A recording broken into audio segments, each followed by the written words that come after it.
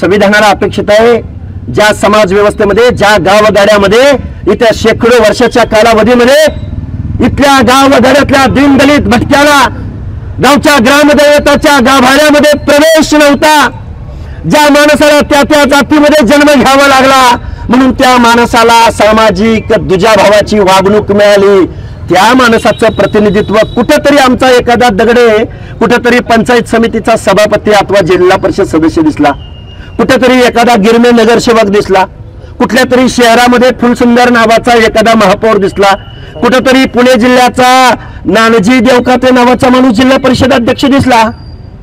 अरे तुमचे कारखाने तर मागितले नाहीत ना या गावगाड्यातल्या लोकांनी। मी कुठल्या समाजाचं नाव घेऊन नाही बोलत, सगळे समाज आजही तिथल्या तिथं आहेत, पण इथल्या कारखानदारांनी, जहागीरदारांनी सत्यातनं पैसा आणि पैशातनं सत्ता, नाव घ्यायचं फुले शाहू आंबेडकरांचं, काम मात्र करायचं पाहुण्या रावळ्यांचं, भावकीचं, घरातलं घराणेशाहीचं। हे तत्व लोकशाहीला अपेक्षित नाही।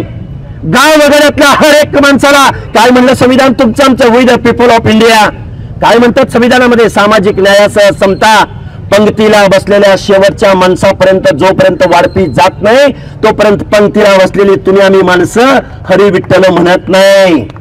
हे महामानव डॉक्टर बाबासाहेब आंबेडकरांचं तत्व आहे। पंक्तीला बसायचं, वाढप्या माझ्या ओळखीचं आहे, वाढपा माझ्या पाहुण्यातला आहे, वाढप्या माझ्या कुळातला आहे, भाऊकीतला आहे, ये रे माझ्याच ताटात वाढ, माझ्याच ताटात वाढ, माझ्याच घरात वाढ, माझ्याच चुलत्याला वाढ, माझ्याच पुतण्याला वाढ, माझ्याच नातवाला वाढ। हे संविधानाला अपेक्षित नाही। संविधानाला अपेक्षित आहे पंक्तीला बसलेल्या शेवटच्या माणसापर्यंत जोपर्यंत वाढप्या पोहोचत नाही तोपर्यंत हरी विठ्ठल म्हणायचं नाही। हे छत्रपती शिवाजी महाराजांचं तत्व आहे, हे महामानव डॉक्टर बाबासाहेब आंबेडकरांचं तत्व आहे।